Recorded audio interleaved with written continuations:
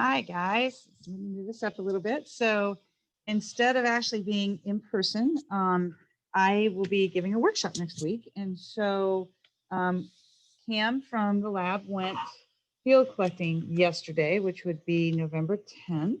It was still quite warm out. Remember, it was in the 70s. And so what he did was go to, 10, 12 locations across Southwest Michigan between here and Kalamazoo. And I have that material right here with me. And so what you guys are going to get to see is what I'm seeing for the first time and what Cam collected.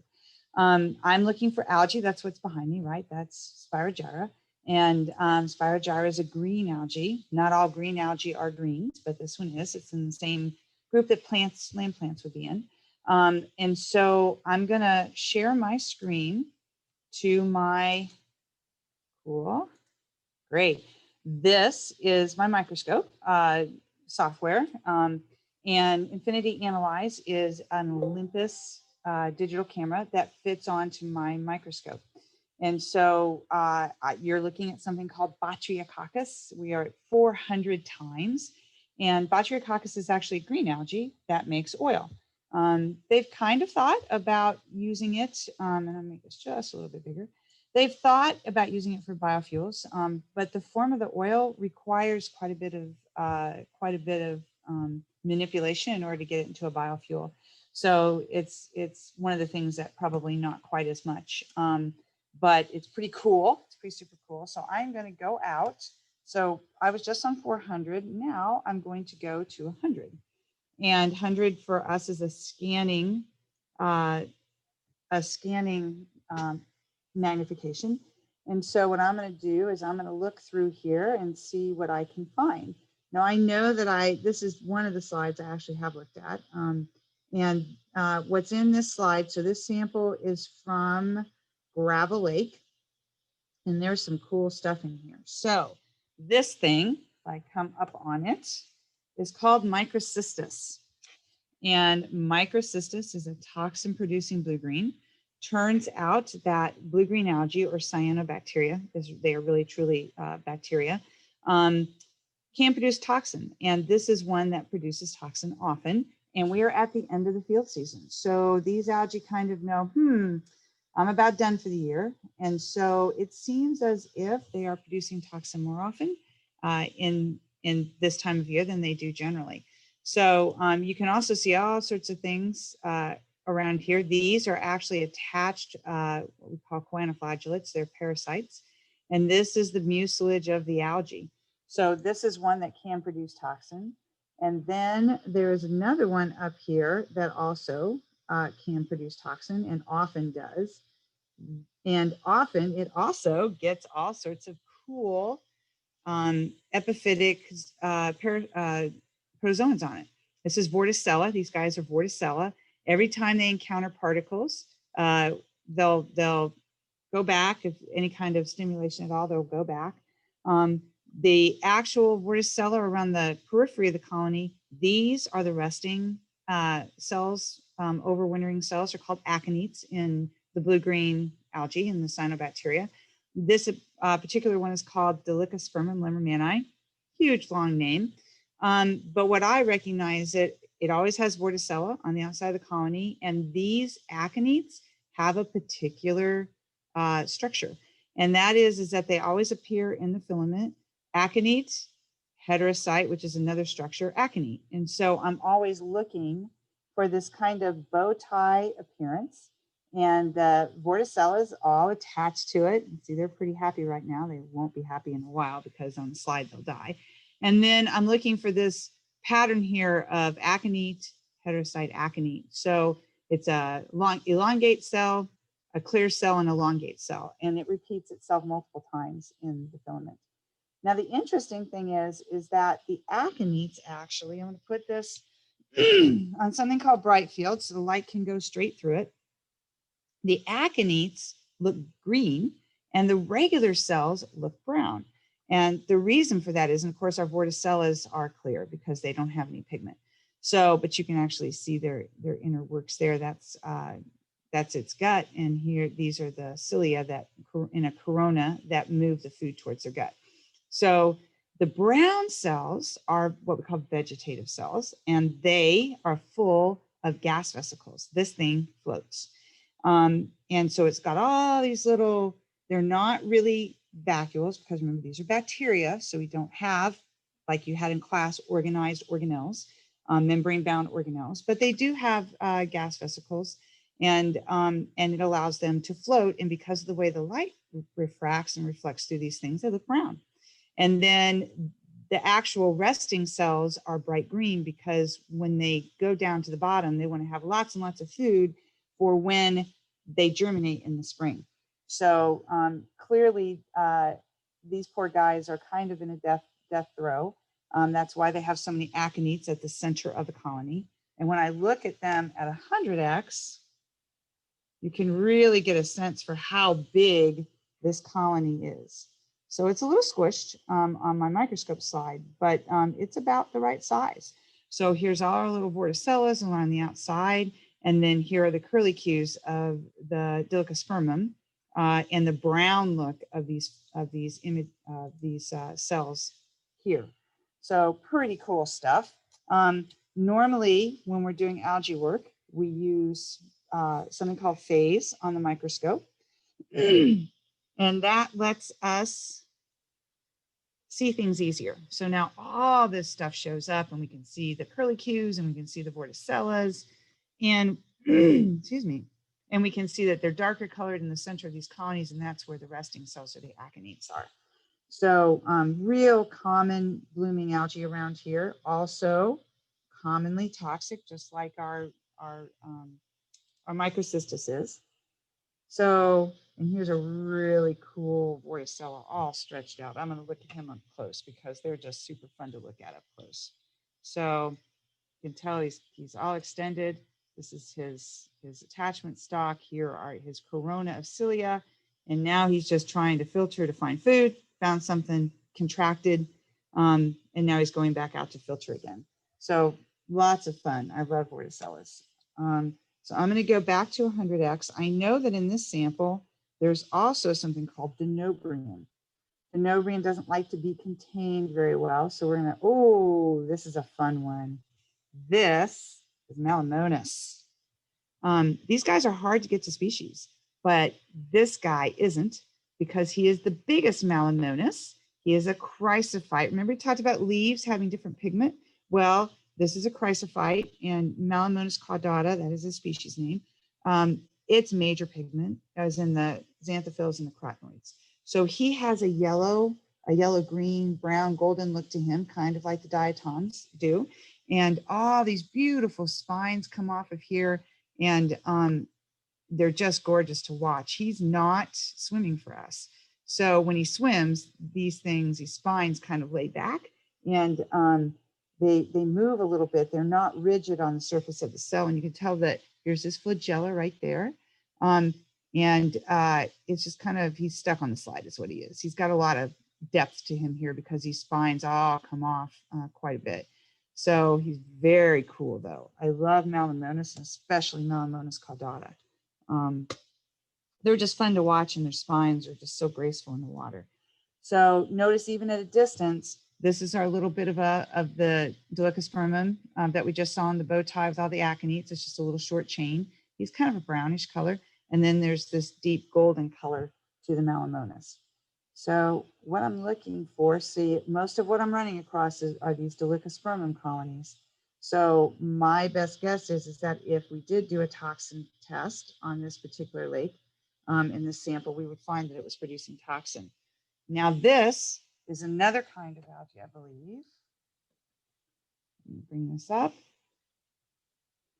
And all of these things, so like I'm looking at this, there's a couple things that tell me what I think it is. One of them is the way the sheath is, and it kind of looks like a gumdrop. And the reason it kind of looks like a gumdrop is because all of its cells are concentrated up around the periphery of the colony. This is something called Veronachinia. Also a blue-green, common in the Midwest. And you can tell when I focus on this surface, they're all at the surface. It's easier to see if I go to bright field. Phase is something we use to help us see very light things, but these kind of colonies look perfectly good when we're looking in bright field. So you can see that his sheath is almost impossible to see now. And now you can see the individual cells and see they're all kind of up at the periphery of this colony. These are out of focus. And as I go down through the colony, the interior becomes not very visible. And now these come into focus. The reason for that is there's nothing in the interior of the colony. So, and here's some other, again, this is Verona and Chinia, oblong cells, all the surface. And then these are some of our bow tie Dolichospermum cells that you can see up close now. And Verona and Chinia, after you've had it for a while, it doesn't like to be on a slide. It doesn't like to be in a bottle. And it'll start to jettison its cells out of this periphery. So notice that every once in a while you see a little bit of a glitch through the scope. That's because I am taking photographs at the same time that I am talking to you guys. So what I want to see is, do I find any of mine that I know are on the slide? Try not to look too closely. There's another Melanonis. I know that there's this really cool thing in here, but I guess what I'm going to do is go and look at the second slide that I made. This slide is from a bog, West Lake, up in Kalamazoo. And there's some pretty neat stuff in here. So I'm going to put this back to phase 1 because it's a lot of stuff in here. So these long, thin, needle-like things, those are diatoms, but they're not the diatoms that are on rocks like we would see at upstream. These are the diatoms that are up in the water. And this little thing is what I was looking for. It's called Denobrium. But I want to find one that's living, because living stuff is so much more fun than dead stuff. And I know that here's a single one, and there's also colonies in here as well. So it looks like a vase. And when they're all together, which is why I want to find you one, see how he's leaving? He's also a golden brown algae. It looks like a vase that you put flowers in. And it has a flagella that comes out here. And this one is social. And he swims by manipulating his flagella. He's attached down here at the bottom of the vase. So very cool. They also don't like to be contained in bottles. You can tell there's a lot of little dead ones in here, like that one and like that one. I was hoping in this sample to find some serratium. We have found serratium here before. It looks like the Eiffel Tower when it's alive. Oh, here's a live colony. Yay. Okay, so this is what a colony of Denobrium looks like. And the bases just sort of sit in each other. So here, cell 1, cell 2, cell 3, cell 4, cell 5, and they look like an upside down Christmas tree. They're going to swim this way because that's how their flagella are coming out of here. It's attached here to a dinoflagellate that's not very happy. And these cells all have two flagella, one itty bitty little short one and one really long one. And so they pull this through the water. There's another smaller, just 2 cells, and you can see how it swims. So see, it's swimming this way. You would think, oh, kind of like a torpedo, it should swim fusiform with this going into the water to have less drag, right? But that's not how these guys roll. And so they're going to go up, swim out the top. And so it gives the colony an appearance of an upside down Christmas tree. One of my favorite algae because it's just fun to look at. I also got samples from, there's another 2-cell colony from Paw Paw Lake. So I know that several of you guys live near Paw Paw Lake and have been to Paw Paw Lake. Paw Paw Lake this time of year, not too happy. It's one of those lakes that can have toxic algae in it. And what I'm going to try to do here is grab some off the bottom. Okay. And we used a net to grab these so that they would be more concentrated. And I am looking at this for the first time, just like you guys are. Oh, fun. So this algae, this long, thin, golden brown algae here and here, this is called Algae. It doesn't actually swim. The reason that you're seeing it move because there's lots of other things swimming in my sample. and it's disrupting them in the water. So you can kind of see one behind there, right? So let me see what that is because he's swimming, I believe. Oh, it's two things. It's Cyanura. Oh, how fun. Problem is I can't keep him in focus. So I will go up in magnification. So now I know that this sample has Algae. This Algae is close to the end of its life cycle. I know because of the time of year. And see these guys here? These guys are choanoflagellates. They're parasites. So you can imagine if they get enough of these on them, it makes it hard to stay up in the water column if you yourself cannot swim and these cannot. So it tells me, he's getting infected. It's that time of year. He's starting to do what's called senesce for the year. Here is probably the most recognizable algae. If you're somebody who doesn't do this kind of work, it's called a Stearionella, and it looks like a big star. Very cool stuff. So, yep, here's another one. Again, remember what I just told you. I could tell that these guys were starting to not do good because they have parasites. The same choanoflagellates are present here. So that tells me, you know what, we're getting close to the end of the growth season, and they're just not going to look good for very long. So if we take it to bright field, then we're going to be able to see that true color.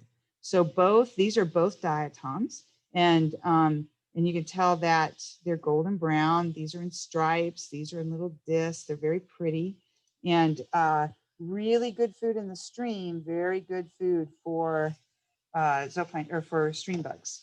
This is what our stream bugs are eating in our rocks in our stream. They're eating the diatoms, which are going to start to get really dense here in the next few weeks because they're getting tons of light. Remember this time of year, if you haven't had leaf off. So we now don't have leaves. So light is making it all the way to the bottom of the stream, and we're getting lots of good growth happening because of that in the algae. This is a cool thing. It's called, it's a desmond, and it's called Closterium. And it always has this really cool chloroplast, this break in the middle. It is a green algae. And this is another one just like it, really long and thin, and it comes kind of out to a point. And this is another diatom. And I think that this one is Lindavia. See these little spiny things here? Try to make it a little brighter. See spiny things? Those spiny things are little strands called cytoplasmic spines that diatoms make to stay up in the water. And these guys, what do you think those are? Those are our parasitic choanoflagellates and flagellates that attach to the cells. And that tells us we're at the end of the season. Things aren't going too well for us. And so we're starting to have problems with parasites, just like trees have problems with fungus, and you start to see bright colors on, fungal patches on those this time of year. Same thing with these guys. And I believe this same kind of algae, it's round algae. It's got these spines to try to stay up in the water. And it is, that actually is an infection as well. And I think it's something called Lindavia. So, yep, it's Lindavia. So we have lots of these in the water. Here's a nice flat.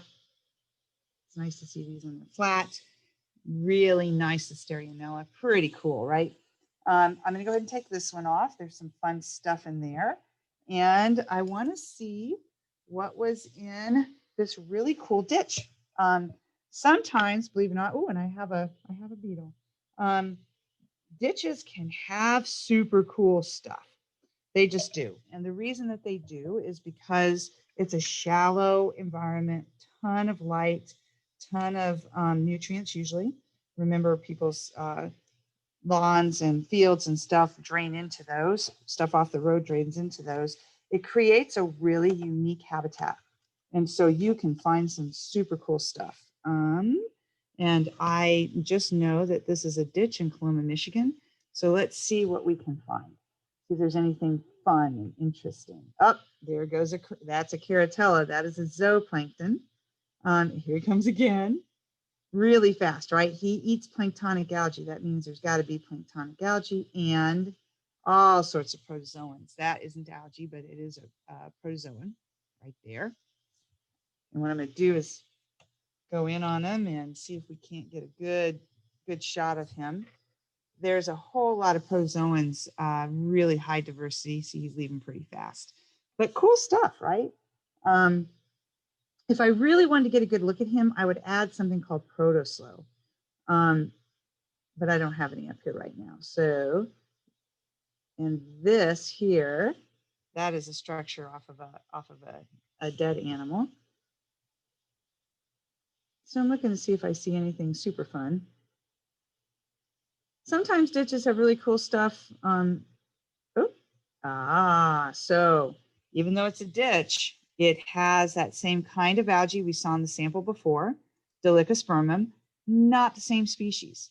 See how this one is bigger, rounder cells, regular curls. It's probably something called Cercinale, but I really won't be able to tell because it doesn't have my structures that I need.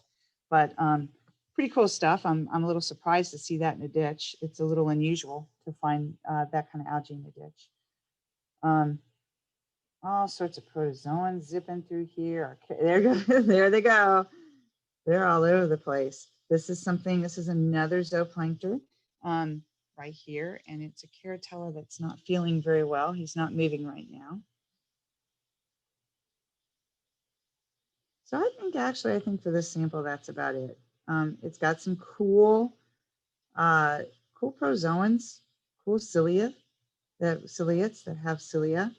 Lots of Caratella. So they're mostly feeding off of the dead stuff in the water right now. Here's another one of those colonies. I think this might be actually Sporoides. So, so Delicospermum again.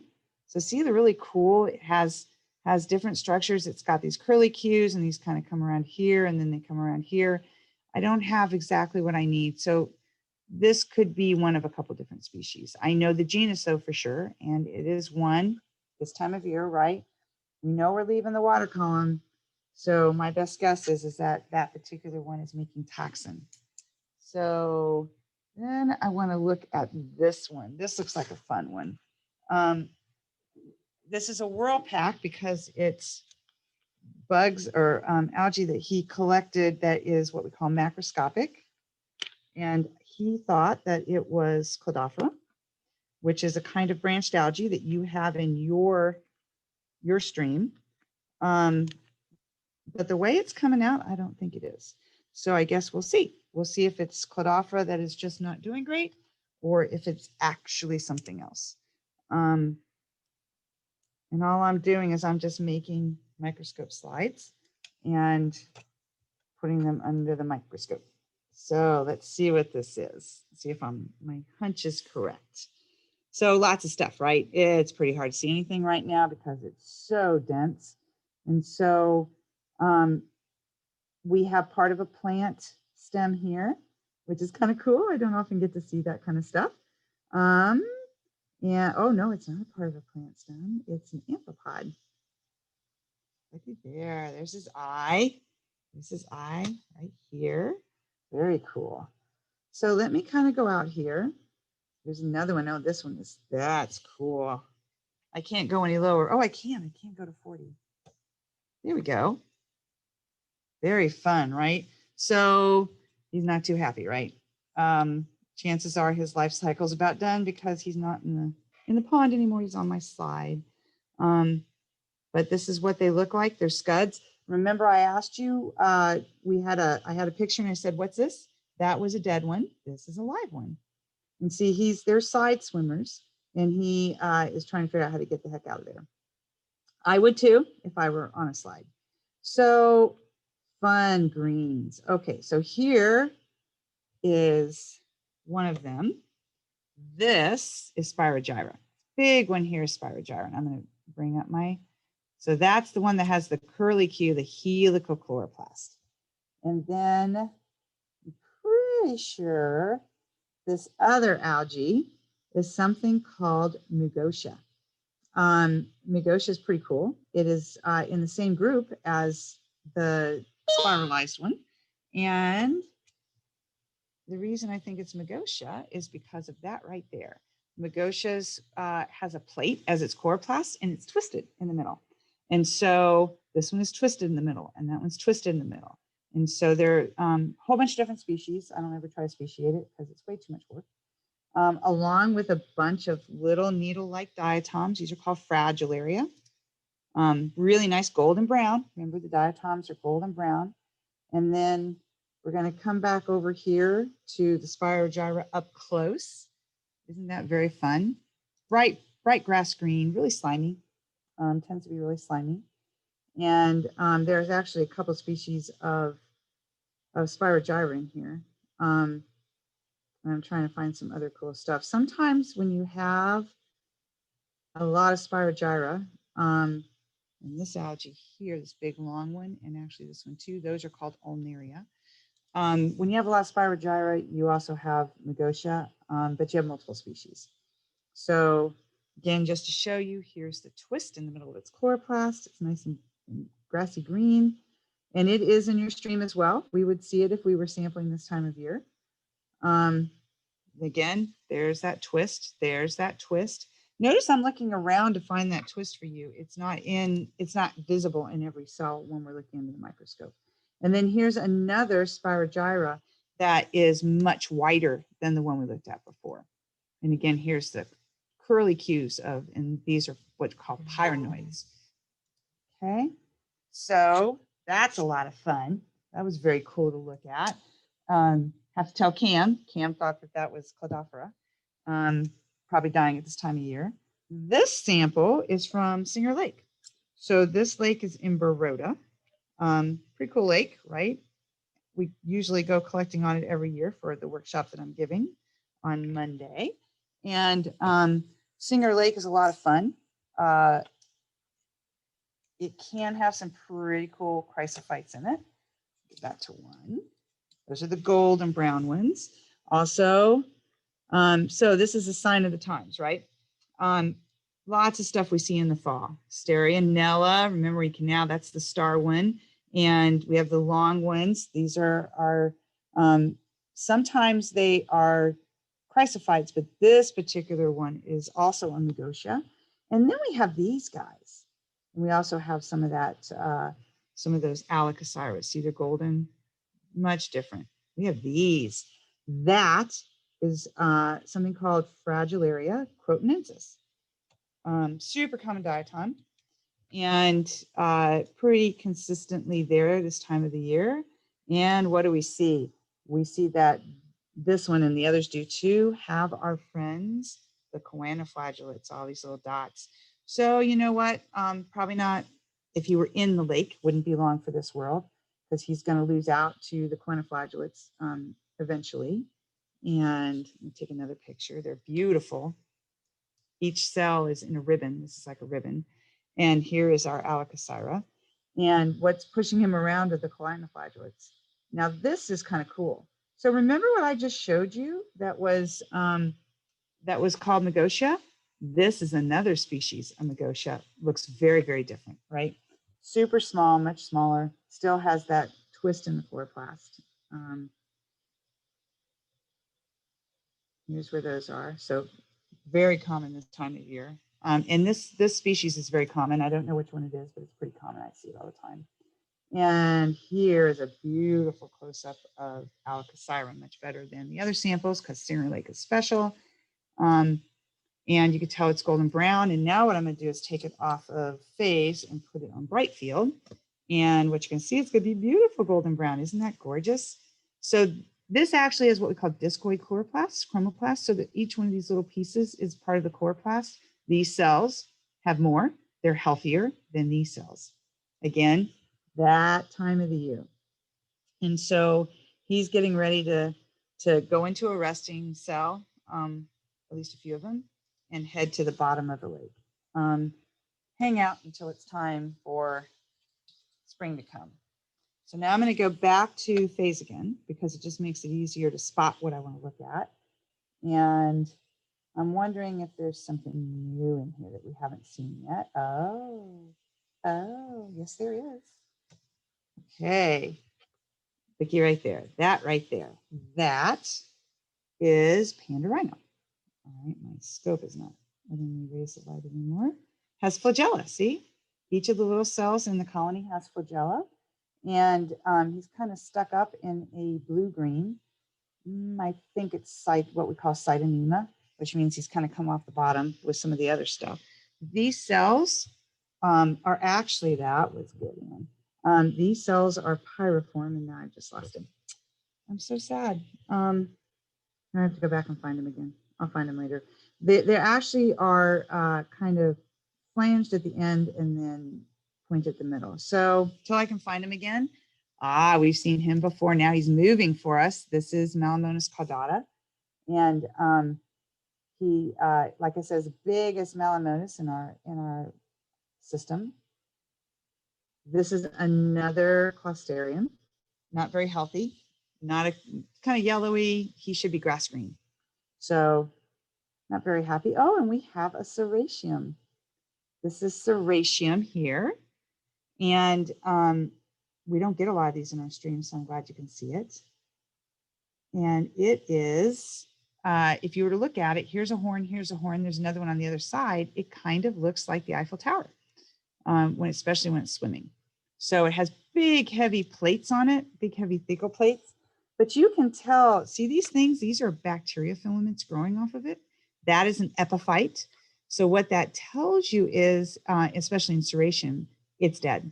So these things have colonized the Serratium after it died. This is very cool. You have this in your stream.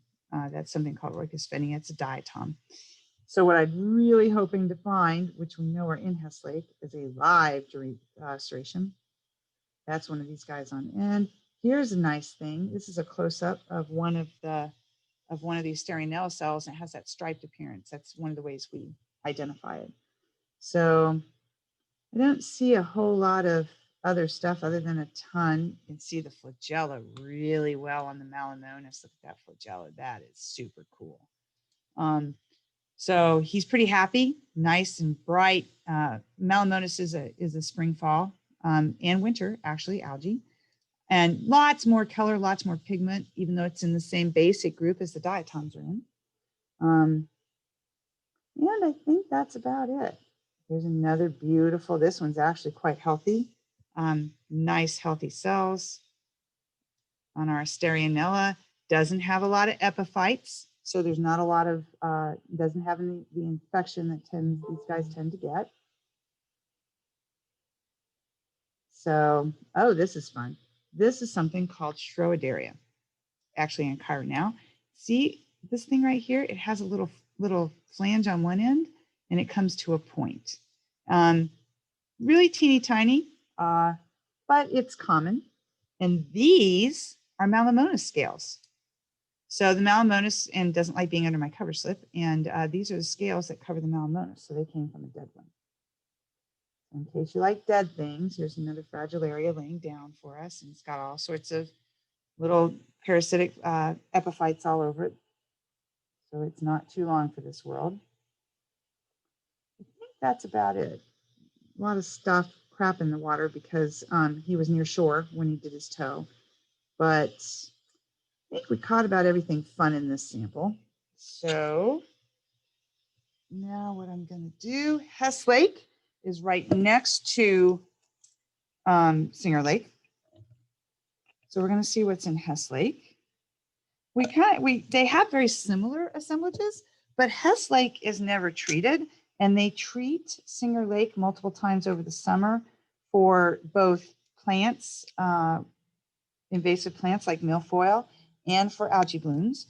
And so Singer Lake doesn't always have a lot of diversity. Hess Lake usually has more.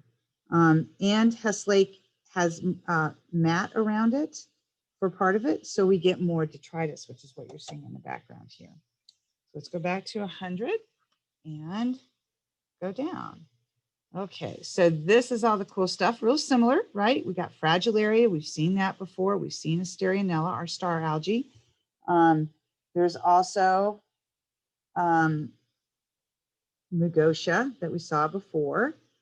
There's a lot of copepod pieces in here, so that tells me starting to change off for the fall. Yeah, so I'm not seeing anything super duper different. What I'm going to end up doing, I'm just about done. Oh, here's a nice big one. We haven't seen that. That's fun. Finally. Okay, so remember the thing I lost in the other sample? This is a similar algae, and this one is called Uterina. So it kind of looks like just it's got sheath, and you can see that it has flagella. See these flagella coming out? It has 2 per cell. They're round cells, and they're not too tight in there. That's how flagella roll or Uterina rolls. But when I take it to bright field, then you get to see the real magic. Right now, you can see the cells. You can see some of their flagella, and here's the gold. See that? That is an eye spot. So these things are in the Volvakian algae. Here's a group of algae. There's an eye spot right there too. So you can see the eye spot really well. It's kind of red there. So all this entire group of algae can detect light. And so if it's too bright or too dark, they can go away or go towards the light with their flagella. And they just sort of swim through the water column. And here's where you can see the flagella come outside of the sheath. A great algae to end on. I'm going to go back to this one more time. And when I'm done, I think what I'm going to do is collect a video of this, and I'll try to, maybe I'll post the video as well. But really pretty, very cool algae. And that is a great one to end on. So I'm going to stop the share now. And I'm going to finish up a little bit, but you got to see for the first time a lot of what I got to see. And I hope you enjoyed touring the fall algae world in Southwest Michigan. And I will see you the next time I do Upstream on the 23rd of November. And Corey is going to be doing the next Upstream Club after Monday. So this is Mondays, pre-recorded Mondays, and he will do the one on the following Monday.